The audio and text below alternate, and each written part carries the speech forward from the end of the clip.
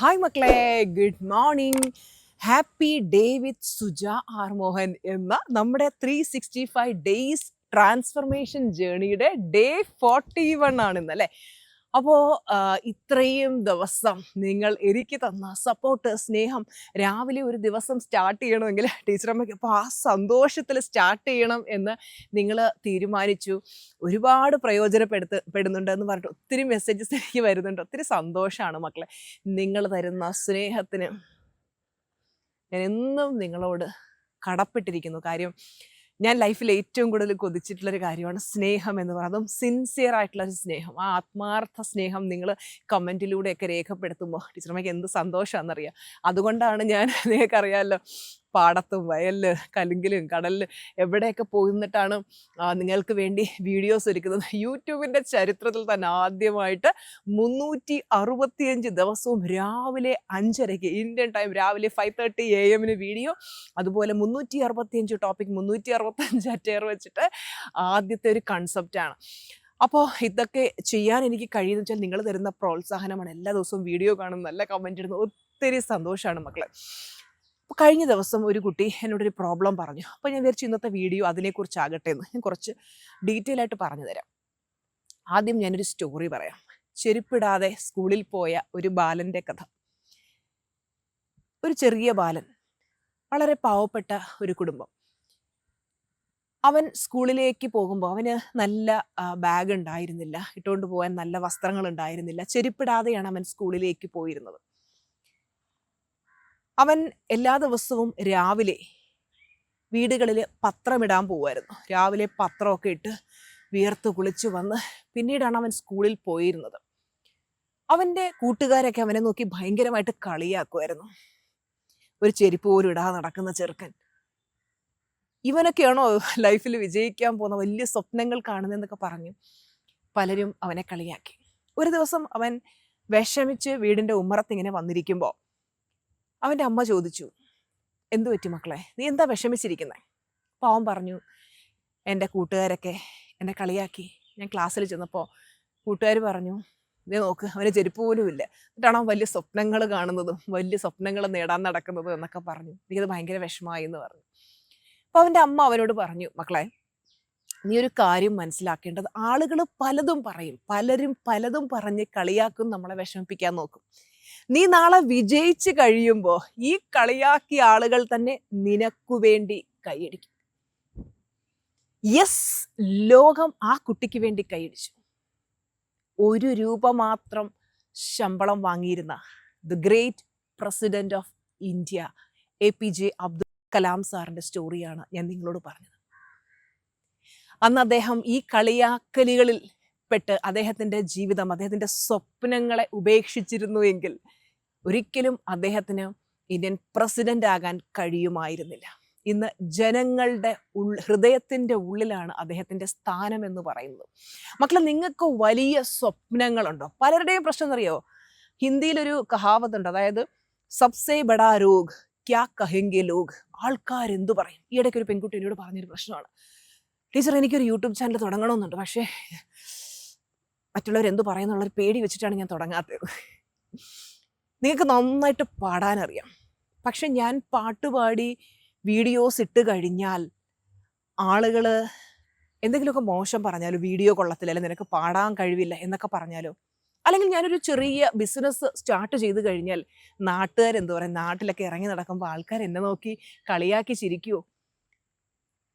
ഇതൊക്കെ പലരുടെയും പ്രശ്നമാണ്. നിങ്ങൾ മനസ്സിലാക്കേണ്ട ഒരു കാര്യം, ആളുകൾക്ക് നിങ്ങളെയും നോക്കി ഇരിക്കലല്ല പണി, അവർക്ക് അവരുടെ കാര്യം ചിന്തിക്കാൻ പോലും സമയമില്ലാതെ ഓടിക്കൊണ്ടിരിക്കുന്ന ഈ കാലഘട്ടത്തിൽ ആളുകൾ ചിലപ്പോൾ ഒരു ദിവസം നമ്മളെക്കുറിച്ച് പറയും, അടുത്ത ദിവസം അവർക്കൊരു പുതിയ സ്റ്റോറി ഇട്ടുമ്പോൾ അവരതിൻ്റെ പുറകെ പോകും, അടുത്ത ദിവസം അടുത്തൊരു സ്റ്റോറി ഇട്ടുമ്പോൾ അവരതിൻ്റെ പുറകെ പൊയ്ക്കൊണ്ടിരിക്കും. ലോകം അങ്ങനെയാണ്. സോഷ്യൽ മീഡിയയിൽ നിങ്ങൾ കാണുന്നില്ലേ പലരുടെയും കഥകൾ? ആരെങ്കിലും വന്ന് സ്വന്തം ഫാമിലിയിൽ നടക്കുന്ന പ്രശ്നങ്ങളെല്ലാം സോഷ്യൽ മീഡിയയിലൂടെ വിളിച്ചു പറയുകയാണ്. അപ്പോൾ അത് കേട്ടുകൊണ്ടിരിക്കുന്ന ഏതെങ്കിലും ഫാമിലി മെമ്പറിനെ അത് അഫക്റ്റ് ചെയ്യുന്നു. പിന്നെ അവർ വന്ന് അതിൻ്റെ റിയാക്ഷൻ വീഡിയോ ഇടുന്നു, അതിൻ്റെ മേളിൽ അടുത്ത റിയാക്ഷൻ വീഡിയോ ഇടുന്നു, അങ്ങോട്ട് പ്രശ്നം ഇങ്ങോട്ട് പ്രശ്നം, റോസ്റ്റിങ്, എന്തൊക്കെയാണ് നടന്നുകൊണ്ടിരിക്കുന്നത്. നമ്മൾ ആദ്യം മനസ്സിലാക്കേണ്ട ഒരു കാര്യം, ക്ലിയർ കട്ട് ഗോൾസ് ഉണ്ടോ നിങ്ങൾക്ക്? നിങ്ങൾക്ക് ആഗ്രഹിക്കുന്ന കാര്യങ്ങൾ, അതായത് നേടിയെടുക്കണം, അത് നമുക്ക് വേണ്ടത് എന്താണോ അതിനെക്കുറിച്ചൊരു ക്ലാരിറ്റി ഉണ്ട്. അതുപോലെ ആഗ്രഹിക്കുന്ന കാര്യങ്ങൾ നേടിയെടുക്കാനുള്ള ആ ഒരു ത്വരയുണ്ടോ? അങ്ങനെ ഉണ്ടെങ്കിൽ നിങ്ങൾ ഒരിക്കലും മറ്റുള്ളവരിലേക്ക് നോക്കരുത്. ആരെന്ത് പറഞ്ഞാലും, എൻ്റെ ഭാഷ പറഞ്ഞാൽ എനിക്കൊരു കുന്തവും ഇല്ല എന്നാണ് ഞാൻ ചിന്തിക്കുന്നത്. മറ്റുള്ളവർ എന്ത് പറഞ്ഞോട്ടെ, ഐ ഡോണ്ട് കെയർ. മറ്റുള്ളവരെ നോക്കിയിരുന്നെങ്കിൽ ഞാൻ ഇന്ന് ഇവിടം വരെ ഒരിക്കലും എത്തി നിൽക്കില്ലായിരുന്നു. നമ്മുടെ സ്വപ്നങ്ങൾ മറ്റുള്ളവർക്ക് വേണ്ടി ഉപേക്ഷിക്കരുത്. നിങ്ങളുടെ EMI നാട്ടുകാരടയ്ക്കൂ.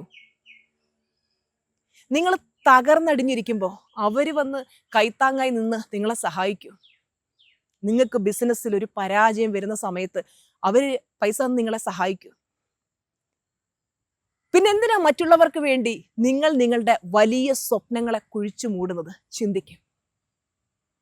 ഇന്ന് ഞാൻ നിങ്ങൾക്ക് തരുന്ന ആക്ടിവിറ്റി, ബുക്കിൽ ഒരു പുതിയ പേജ് എടുക്കുക, ഫ്രഷ് പേജ് എടുക്കുക. അതിനെ 2 കോളമായിട്ട് തിരിക്കാം. ആദ്യത്തെ കോളത്തിൽ നിങ്ങൾ ചെയ്യാൻ ആഗ്രഹിക്കുന്ന കാര്യങ്ങൾ എഴുതുക. എനിക്കൊരു യൂട്യൂബ് ചാനൽ തുടങ്ങണം, എനിക്കൊരു ബിസിനസ് തുടങ്ങണം, എനിക്ക് പാട്ട് പഠിക്കണം, എനിക്ക് ഡാൻസ് പഠിക്കണം. ഇപ്പുറത്ത് എഴുതുക നിങ്ങൾക്ക് അത് ചെയ്യുന്നതിൽ നിന്നും നിങ്ങളെ തടയുന്ന കാര്യങ്ങൾ എന്താണ്. അപ്പോൾ നിങ്ങൾക്ക് ഒരു ഐഡിയ കിട്ടും, ഈ കാര്യങ്ങളൊക്കെ എന്നെ തടയുന്നു. അതൊക്കെ എടുത്ത് ദൂരെ കളഞ്ഞിട്ട് ആക്ഷൻ എടുക്കുക. നമ്മുടെ റിമി ടോമിയുടെ അമ്മ റാണി ടോമി, നിങ്ങൾ അതെ മാമിൻ്റെ വീഡിയോസ് കാണുന്നുണ്ടല്ലേ? പുള്ളിക്കാരി നല്ല ഡാൻസൊക്കെ ചെയ്ത് വീഡിയോസ് ഇടുന്നു, തുള്ളിച്ചാടി ഹാപ്പി ആയിട്ട് നടക്കുന്നു. ചിലർ പറയും, ഈ പ്രായത്തിൽ ഇവർക്ക് ഈ തള്ളക്ക് വേറെ പണിയൊന്നും ഇല്ല എന്നൊക്കെ പറഞ്ഞ് കമൻറ്റ് ഇടുന്നവരുണ്ട്. എൻ്റെ ഭാഷയിൽ പറഞ്ഞാൽ റാണി ആൻറ്റി സൂപ്പർ, അടിപൊളി. കാര്യം എന്താ? ഭർത്താവ് മരിച്ചു, മക്കൾ അവരുടെ കാര്യങ്ങളൊക്കെ നോക്കി നല്ല രീതിയിൽ സക്സസ്ഫുൾ ആയിട്ട് ഹാപ്പി ആയിട്ട് മുന്നോട്ട് പോകുന്നു. അപ്പോൾ ആ സമയത്ത് ഇങ്ങനെ കരഞ്ഞ് വിഷമിച്ച് എൻ്റെ ജീവിതം ഇങ്ങനെ ആയിപ്പോയല്ലോ, എനിക്ക് ആരും സപ്പോർട്ട് തരുന്നില്ലല്ലോ എന്നും പറഞ്ഞ് വീടിൻ്റെ 4 ചുവരുകൾക്കുള്ളിൽ കരഞ്ഞുകൊണ്ടിരുന്നെങ്കിൽ ആൾക്കാർ പറയുന്നത് വാവ് സൂപ്പർ എക്സലന്റ് മിടുക്കി. അവരവരുടെ സ്വപ്നങ്ങൾക്ക് വേണ്ടിയാണ് ജീവിക്കുന്നത്. അവർക്ക് ഡാൻസ് പഠിക്കാൻ ഇഷ്ടമാണ്, ഡാൻസ് പഠിക്കുക, അവർക്ക് ഡാൻസ് കളിക്കാൻ ഇഷ്ടമാണെങ്കിൽ സ്റ്റേജിൽ കളിക്കുക, പാട്ട് പാടാൻ ഇഷ്ടമാണെങ്കിൽ അത് ചെയ്യുക.